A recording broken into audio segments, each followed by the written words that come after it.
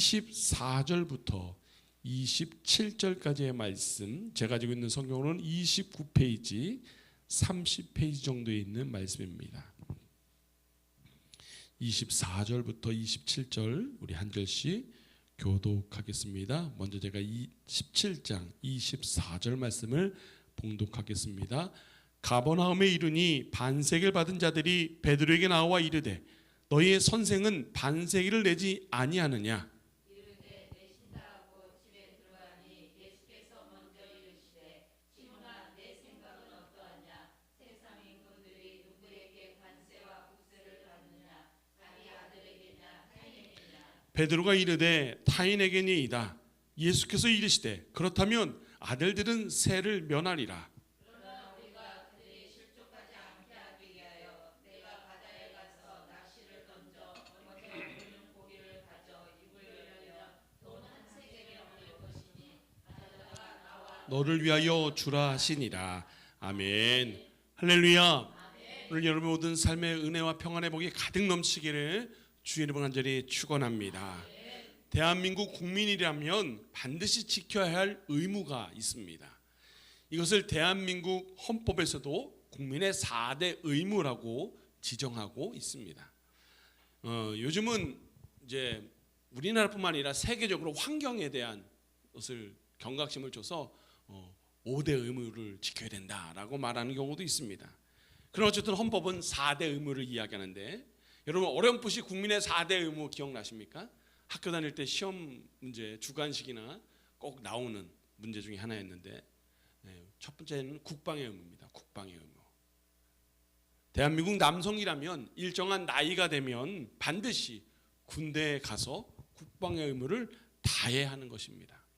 요즘 제 주변에 군대에 가는 이 자녀들이 많아졌어요.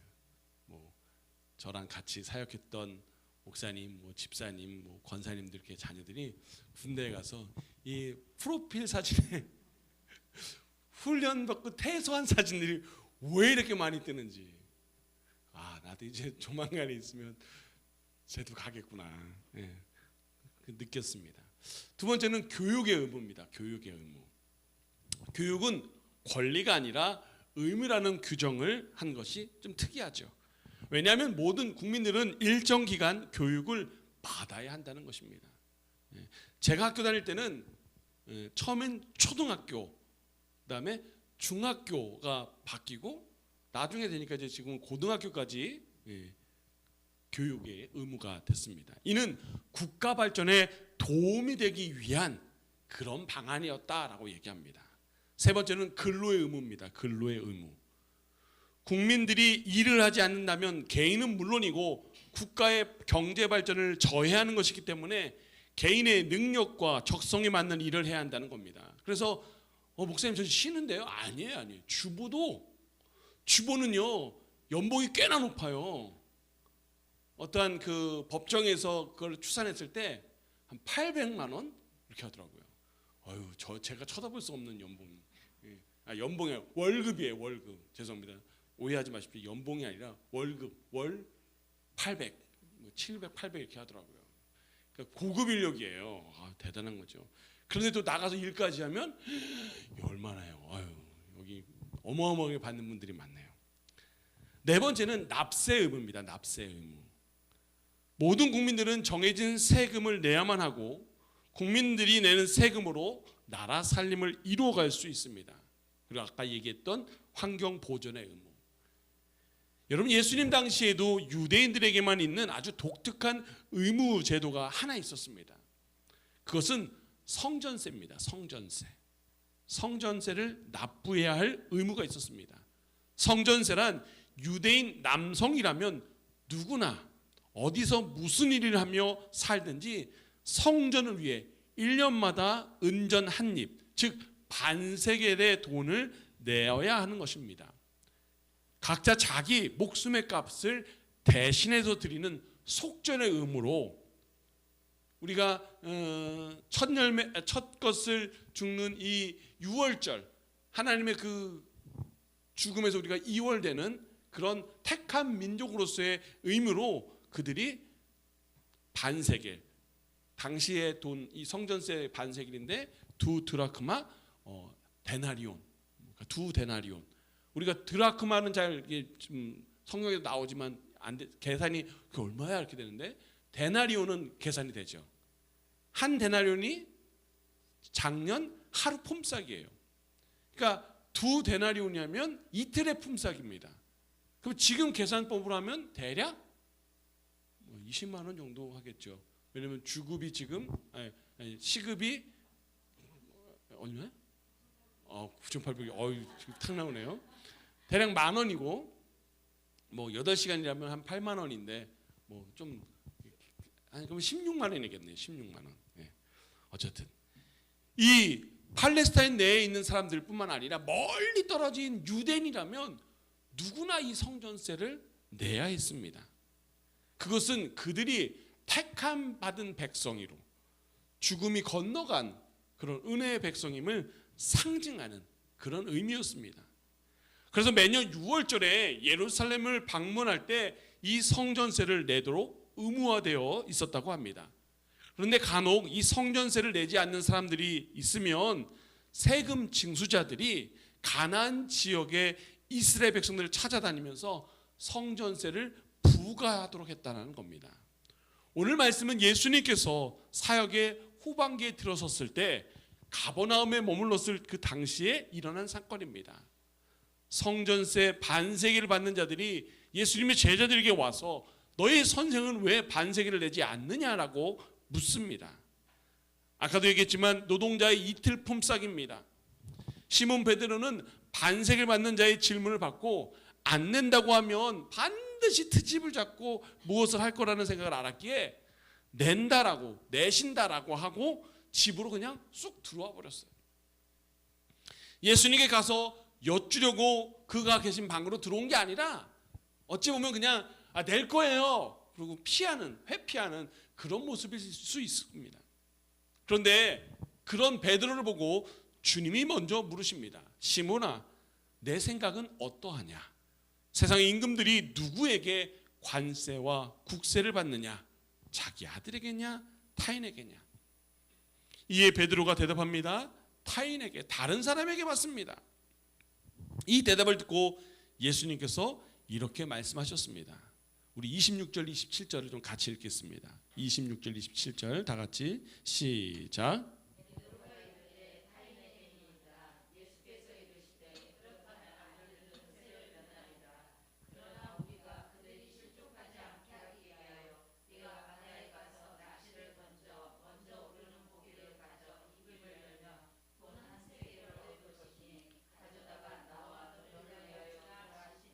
아멘. 예수님이 낚시를 가서 고기를 잡으라는 거예요. 그래서 고기를 잡아서 그 입을 열면 돈 한 세겔이 그 안에서 나올 거라는 겁니다. 그래서 나와 너를 위해서 반세겔이니까 둘이 한 세겔 내라라는 겁니다. 예수님 당시 유대인들은 로마의 식민지였습니다. 그래서 그들은 세 가지의 세금을 더 내야 됐어요. 로마 당국에 내야 되는 세금, 또 헤롯 왕에게 내야 되는 세금, 그리고 아까 얘기했던 성전세. 당시 유대인들이 감당해야 했던 이 세금이 너무 버거웠습니다. 여러분, 로마 황제든 헤롯 왕이든 제사장이든 그 누구도 자기들이 정한 세금을 깎아주거나 면제해주지 않았습니다. 부과된 세금은 반드시 내야 했고, 그렇지 않으면 재산을 압수당하거나 감옥에 가는 불이익을 경험하게 되었습니다. 그러니 백성들에게 이 부과된 세금은 그야말로 원망의 대상이고 백성들의 고통의 근원이었어요. 또 로마의 이 세금을 누가 걸었냐면 세리들이 걸었는데, 세리들이 정한 세칙에 따라 본을 받는 것이 아니라 그 세금 안에서 자기의 월급도 또 상납금도 자기의 이익도 추가해서 했습니다. 그래서 요세푸스의 그 책에 보면요, 재밌는 게 많아요. 세리들이 갑자기 길을 막고 여기 지나가는 사람이 통행료를 내겠소 이렇게 얘기하는 거예요. 그러면은 그거에 어떻게 해야 돼요? 반기를 들 수 없어요. 왜요? 반기를 듣는 건 누구에게 반기를 듣는 거예요? 로마에게 반기를 드는 거예요. 이 세리에게 반기를 드는 게 아니라 로마에게 반기를 드는 것이었기 때문에 주둔해 있는 로마군의 피해를, 아픔을 당할 수 있어요. 그래서 결단코 그거에 어찌할 바가 없었습니다. 로마는요, 각 지역을 지배하고 정복한 후에 거기에 상주된 군인들을 두고, 그리고 총독을 세우고, 너희들 정치 너희들 마음대로 해. 그런데 딱 하나, 두 개, 세금 꼭 내, 황제 숭배해 라는 거예요. 그거 외에는 다 자유권도 주고 정치도 간섭 안 하고 뭐 그거 하는데 뭐 관여하지 않았어요. 그러다 보니까 이 세리들이 걷는 이 로마에 내는 세금이 그들에게 엄청난 무게가 있었고, 그러다 보니까 같은 민족의 등골을 빨아먹는 세리를 인간 이하 취급했습니다. 이 고통과 현실 앞에서 누구도 그를 감해주거나 그것을 대신해주는 경우가 없었습니다. 그런 상황에서 예수님이 오늘 기적을 이루십니다. 바다의 물고기 입에서 새 한 세계를 얻는 것입니다. 이 일은 주님의 초자연적인 능력을 우리에게 안겨주는 겁니다. 우리에게 꼭 필요한 것이 있을진데 주님은 어떤 경로로든지 우리의 필요를 채워주시고 공급해 주신다라는 겁니다. 주님께서도 지금도 우리의 생각과 말과 행동의 계획들을 다 알고 계시고 기억하여 주시며 우리가 그 일을 할 수 있도록 성령이 우리의 모든 길을 열어주시는데, 어느 기준이에요?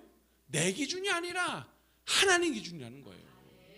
난 지금 당장 필요한데, 난 지금 이거 주면 좋겠는데, 난 지금 이게 일이 해결되면 좋겠는데, 아니요. 그래서 내가 아픔을 당하고 고초를 당하고 눈물 흘리고 원망하면 주의 뜻이 이루어지는 그 순간에 그 영광이 내 뒤에 과거에 과정에 있었던 모든 아픔들이 눈녹도 내리는 그런 모습인 거예요. 우리 속에 계신 성령님이 우리를 주관하여 주시고 우리의 말과 우리의 행동과 우리의 계획의 모든 일들을 이끌어 가시는 겁니다. 그래서 그 주님이 나를 이끌어 가시는 일을 맡기기 위해서 나는 비워야 되고 내려야 하는 겁니다. 결단코 그 일은 쉽지 않지만 주님은 우리에게 반드시 피할 길을, 이루실 길을 역사해 주시고 그 약속을 성취해 주시는 분입니다. 그러게 내 마음과 내 생각을 숨길 수 없는 이 연약한 우리들의 모습이기에 매일매일 주님께 아뢰고 구하고 바라봐야 합니다. 우리는 어린아이들의 행동과 말과 모습들을 보면 아이들의 그 정말 솔직한 모습, 아이들의 그 철없는 모습, 그런데 그것이 우리의 모습일 수도 있고 그것이 우리의 믿음이 되어야 합니다. 어린아이와 같은 믿음이 하나님 원하는 믿음인 것처럼 순수한 믿음, 그 믿음이 우리에게 있어야 합니다. 그래서 주의 영을 우리 안에 부어주옵소서라고 기도해야 합니다. 그분 앞에 내 모든 것을 다 드리고 내려놓고 신실하게 진실하게 하나님을 따르는 삶이 되어야 합니다. 우리의 욕심도 우리의 죄악도 우리의 욕망도 다 내려놓고 하나님이 하시기를 기억하고 기대하며 우리는 살아갈 수 있어야 합니다. 또한 하나님의 영이 나의 모든 것을 다 알고 계시고 우리의 모든 삶을 주관하심을 확신해야 되는 겁니다. 이러한 확신이 없다면 이 어린아이 같은 믿음이 될 수 없는 거예요.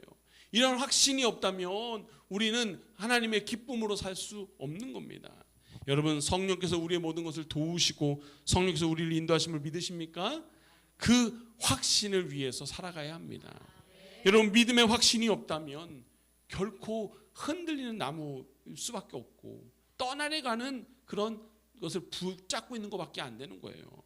언제 뒤집힐지 모르는데 여러분 어찌 하겠습니까? 여러분 이렇게 흔들다리 이런 거 좋아하십니까? 요새 이 민선 자치를 하면서 각 지자체에서 그런 걸 되게 많이 해요. 저희 시골 동네에도 이 저수지가 있는데 그 저수지 둘레길로 해가지고 쫙 하다가 중간에 이렇게 올라가는 길이 있는데 거기가 밑에 뚫려 있어요. 춘천에 가니까 거기에도 둘레길이 있는데 거기는 또 유리로 있는데 덧신을 신으라고 하더라고요. 덧신을 신고 이렇게 가서 봐야 되고, 또 제주도도 이 갯골에 다리가 있는데 흔들려요. 저랑 같이 가면 흔들림이 더 크게 느껴질 거예요. 막 그런 데가 많아요. 근데 여러분, 그것이 무너졌다는 소식은 아직까지 한 번도 없어요. 서울 잠실에 가면 롯데타워가 있습니다. 그럼 꼭대기 올라가 보셨어요? 저보다 낫네요. 전 못 올라가 봤어요. 저는 못 올라가 봤는데 거기 엄청 비싸대요. 올라가서 다 뚫려 있대요. 저는 거긴 못 가봤는데 시흥에 대부도를 넘어가는 그 휴게소가 있어요. 아셔요? 거기 전망대 올라가면 밑에 뚫린 거 볼 수 있어요. 다 보여요. 근데 아직까지 우리나라는 무너졌다는 소식이 없는데 중국은 무너졌어요. 중국이 미개에서 무너진 게 아니에요. 보면서 야, 이거 안 무너지면 그건 안 무너진 게 진짜 지금까지 안 무너진 게 기적이다. 왜냐하면 저희는 그 다리가 안 보일 정도로 사람이 있지 않은데 중국은 안 보일 정도로 사람이 그 안전 지키는 사람도 도대체 기준도 없이 그걸 왜 다 그렇게 많은 사람들을 보냈는지. 중국의 관광지나 그 어떤 명절 연휴에 가면요 놀라운 역사가 있대. 이렇게 서 있으면 그냥 간대요. 그 정도로 그런 사람들이 갔으니 그 다리가 무너져 버리죠. 여러분, 이런 무너진다라는 두려움이 있다면 누구도 못할 거예요. 백령도에 해병대 유격장이 있어요. 유명해요. 저는 해병대 안 갔거든요. 왜 유명한지는 하도 들어서. 왜냐하면 이 산악 유격을 하면 대부분 산과 산에서 걸을 때 이렇게 골짜기가 있거나 이렇게 하거든요. 근데 백령도는요 바닷길을 걷는데요. 바다. 그 외줄타기를 할 때 밑에가 파도가 쫙 치는 그 파도를 거기를 걷는데요. 얼마나 무섭겠어요. 근데 아침마다 그 줄이 안전한지 점검하는 병사가 있대요. 제가 그 친구를 보면서 야, 저 사람은 어디든 가겠다. 매일마다 그 줄이 괜찮은지. 일기가 아주 심할 때는 안 가겠죠. 설마 폭풍이 치고 막 그럴 때는 안 가겠지만 어쨌든 여러분, 우리에게 그런 어떤 위험의 요소들이 문제가 있던 것이 확신이 없다면 누구도 갈 수 없어요. 우리에게 믿음의 확신이 없다면 그 어떤 것도 사명의 자리를 우리는 감당할 수 없습니다. 그런데 우리 주님은요, 우리가 가장 좋은 길로, 가장 안전한 길로, 가장 의로운 길로 우리를 인도해 주시는 거예요. 그러기에 우리는 그 길을 믿고 따라갈 수 있어야 합니다. 시편 139편에 내 형질이 이루어지기 전에 주의 눈이 보셨으며 나를 위하여 정한 날이 하루도 되기 전에 주의 책에 다 기록이 되었나이다 라고 했습니다. 기록된 책은 우리의 삶을 향한 하나님의 계획과 목적이 있다라는 거예요. 여기 기록된 말씀들은 나와 전혀 상관없는 말씀들이 아니라 내게 이루어지고 내게 섭리 가운데 역사하시고 응답하시는 말씀이라는 거예요. 그러기에 우리는 이 모든 말씀을 믿고 이 모든 말씀을 내게 주시는 은혜의 능력을 받아들이고 따라간다면 어떤 상황에도 우리는 하나님의 역사를 이룰 수 있는 주인공이 되는 겁니다. 시편 37편에도 내 길을 여호와께 맡기라. 그를 의지하면 그가 이루시고 내 의의 빛같이 나타내시며 내 공의를 정오의 빛같이 하시리로다 라고 말씀하셨습니다. 내 모든 갈 길을 아시는 하나님께 가까이 기꺼이 우리의 삶을 내어놓고 맡기고 따라갈 수 있어야 합니다. 주님께서 우리의 모든 것을 다 미리 아시기에 우리는 평안한 거예요. 평안한 겁니다. 모든 것을 다 아시는 주님 앞에, 그 성령하신 하나님의 그 능력 앞에 우리는 기쁨으로 따라갈 수 있는 겁니다.